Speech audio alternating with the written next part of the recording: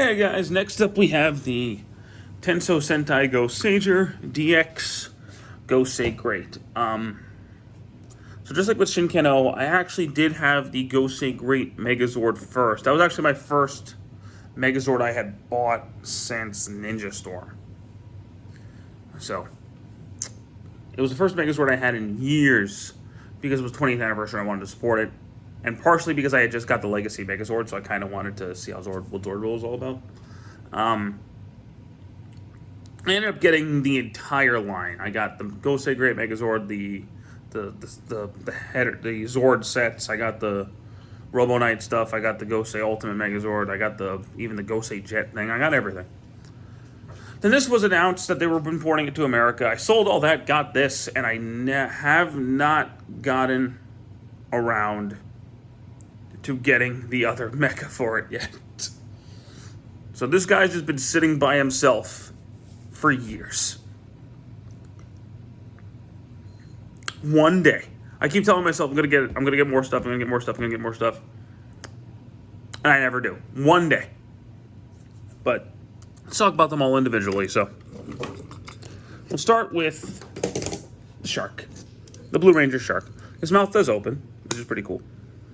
And he rolls, but that's all he does. His head does pop off, which is the whole gimmick for this season, is that the heads pop off.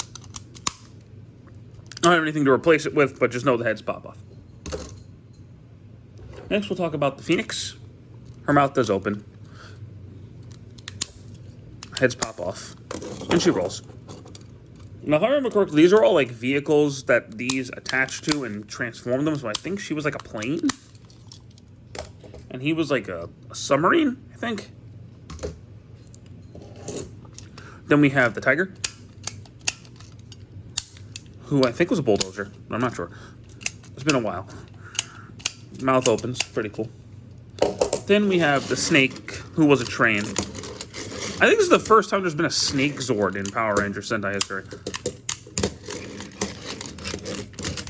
But he wiggles and he rolls. Snake's one of my favorites, actually. Aside from, of course, the dragon. The dragon is awesome. His mouth opens. His horn moves. For some reason. But he's cool. The American version actually did add the ability to bend his wings, which is pretty cool, but they took away something, and I'll get to that when we get to the combination. But the dragon's awesome. I think he was like a jumbo jet plane of some kind. I don't remember. But they're all cool. They look really nice. The American versions aren't too different, aside from the fact that they're Zord Builder. So they didn't like lose functionality like the Shinken-Oh did. Like they didn't lose any modes or everything. Everything that the Zord needed to do, the American version does do, aside from like one thing. And it's not like a huge necessity, but it's... I'll talk about that when we get to the combination, which is right now. So, we're going to start with the snake. Collapse that in. Fold that down. This guy's going to slide right in. Come right up. There you go. We're going to raise the camera now. This girl, fold her wheels in. Fold the wings down. Done. This guy, fold the wheels in. Fold the fin down. Done. This guy. Take off his tail, take off his neck, take the head off the neck, plug that in, slide him right in, plug this together like that, and plug this into the back. So the American version changed this a little bit. Instead of all that separating, the neck just pushed in, the tail opened up, and that's where the head was. So you actually couldn't do that. I'll explain. Arm, flip that up, head folds out, fold that in, put up his head fins, and there you go. So in the American version, the tail actually housed the head, and the head would just plug in. The neck pushed in instead of separating to becoming the accurate sword from the show. So his sword was just the top of the tail, which looked fine. It looked fine for a sword, but it's not show accurate, it doesn't store on the back, and it kind of makes later combinations a little worse looking.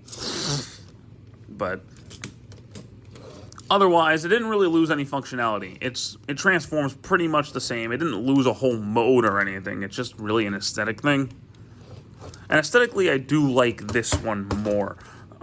He does feel really solid in the hand, which is awesome. Articulation-wise, this is all he does. Oh, these can move too for a later combination, but yeah, it's typical Sentai mecha posability. He doesn't really do much. And he can, of course, hold his sword. It's a big sword. But that's all he really does. He doesn't do as much on his own as Shinken-Oh, which is fine. To separate him, you have to actually push this piece down, then fold it out. You can't just pull it out. You have to push that down to unlock it. The same with the feet. You have this button right here on both of them. You push that up and that unlocks that. So when you're transforming him back, just make note of that. But he does look cool. I do like him quite a bit, but I typically keep him with the sword on his back. I just think that looks cooler. But comparing him to the previous Sentai Mecha, Shinken-Oh, in terms, they're basically the same size. In terms of design, I actually like Gosei Great more than Shinken-Oh. I think he looks a little bit cooler. In terms of a toy, I like Shinken-Oh more. I think Shinken-Oh is a lot more fun of a toy with all the origami modes and the combinations. He's just a lot more fun. Gosei Great has his combinations too. And they're not bad. I just like Shinken-Oh's more. But that doesn't mean I don't like Gosei Great. I think Gosei Great's actually really cool. I just like Shinken-Oh a little bit more. But Gosei Great is a really, really solid figure. All of these are going to be hard to find nowadays. Since it came out in 2009, this came out in 2010, it's 2022. But they're really solid if you don't have them. And I would definitely recommend, if you're someone who only collects the main Robo in a season, these are both really solid ones to get. Like this, boom, boom, we're all really solid. So, take care.